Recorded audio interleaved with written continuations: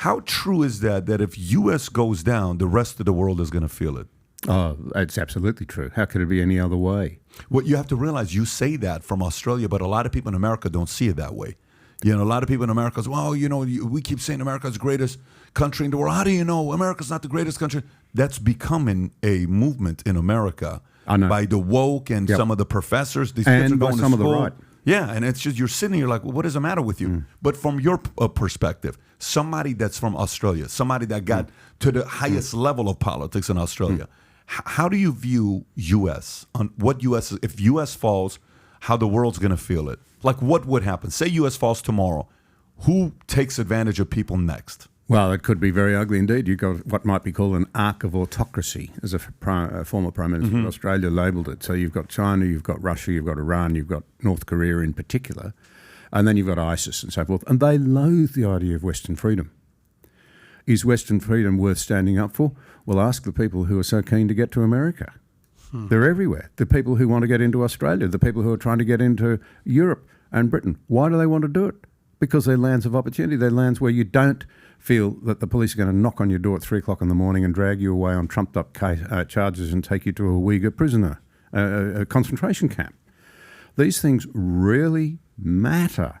And, of course, what's happened is that whilst we've been so comfortable after the Second World War in our Western cultures, I mean, they've been good years. I'm a mid-baby boomer. Boy, did I pick my parents well. They lived in Australia. It was a free country, a land of opportunity. Oh, just too young to miss Vietnam. I've had none of that. So while I've been feeling fat and lazy and comfortable, hope I haven't been too bad on that front, but you know what I mean, you've had people who loathe the Western way of life, not just externally, but within our own cultures. Sure. The march of the left through the institutions, the cultural Marxism or neo-Marxism. I don't see why we should shy away from using that term, because they don't. Saying, well, why aren't the working classes rising up? We need more rushes. They're not doing it. Well, it must be the strength of the institutions in the West, the families, the political systems, the community involvement, the churches, the courts. So let's undermine their validity. And you see it today in the destaturing movement.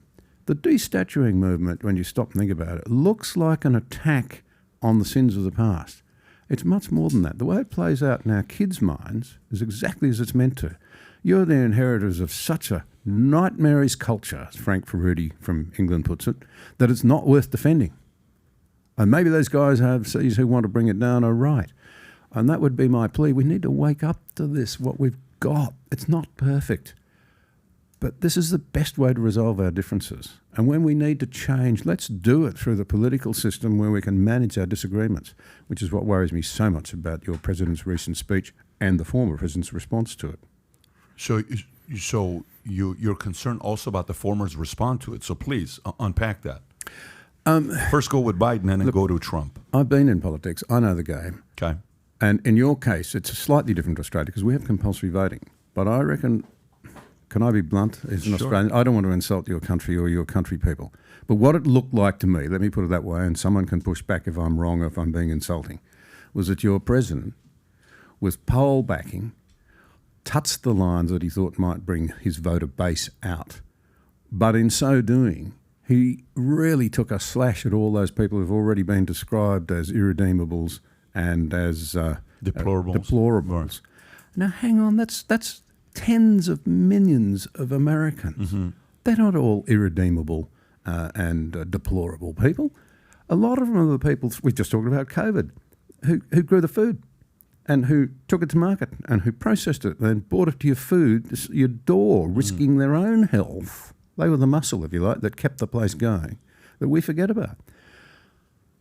The Commander-in-Chief's job should be to be a unifier, to reach out, to lead, to say if you're dissatisfied with our system, if you're unhappy with it, sit down and talk to me and explain why.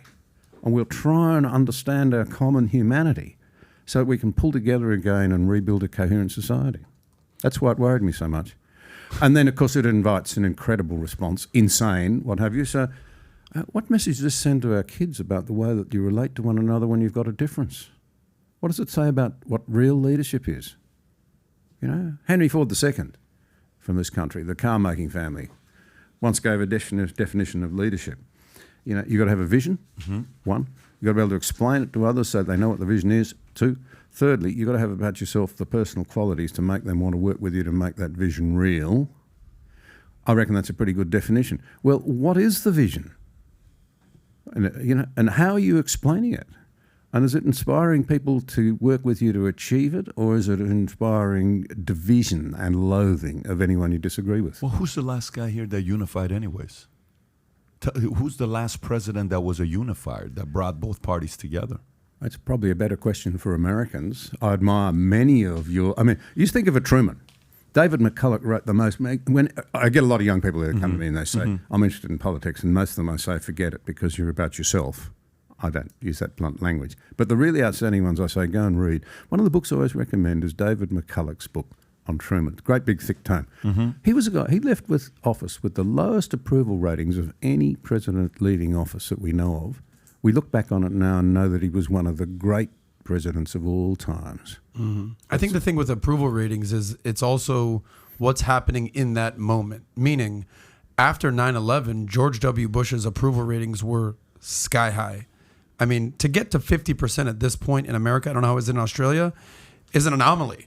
50%. I don't know if Trump ever hit 50. I don't think Biden's ever hit 50, much less 51. I think George W. Bush at one point was in the high 70s. Unfortunately, that was on the heels of 9/11. But I mean, I've been saying that for 2 years now. I would love for somebody to be at the executive office who can get 60% in this country. I've been saying that for a few years now. I just don't know who that is. But that means, Adam, you've got to drag people over from the other side. Correct. You've got You need to convince convert them, people. Hey, you're a leader. You're not slamming me because I have a different view. You're not slamming me because I voted for Trump because I felt shut out. Correct. You're actually reaching out and you're saying, hey, can we have a conversation? See, in Australia, I don't know what's happened here, but one of our better universities has been tracking confidence in the political system and democracy now since 1970. A staggeringly low number of Australians have confidence that our democracy is working properly. If you don't trust at the system, in fact, it's bad enough not to trust the people in it at any given point in time. If you no longer trust the institutions, that's really serious. If you don't even believe in, understand and trust the principles behind the institutions of freedom, then you really are in trouble. So trust is critically important. You don't build trust by calling people names. So if you like this clip and you want to watch another one, click right here. And if you want to watch the entire podcast, click right here.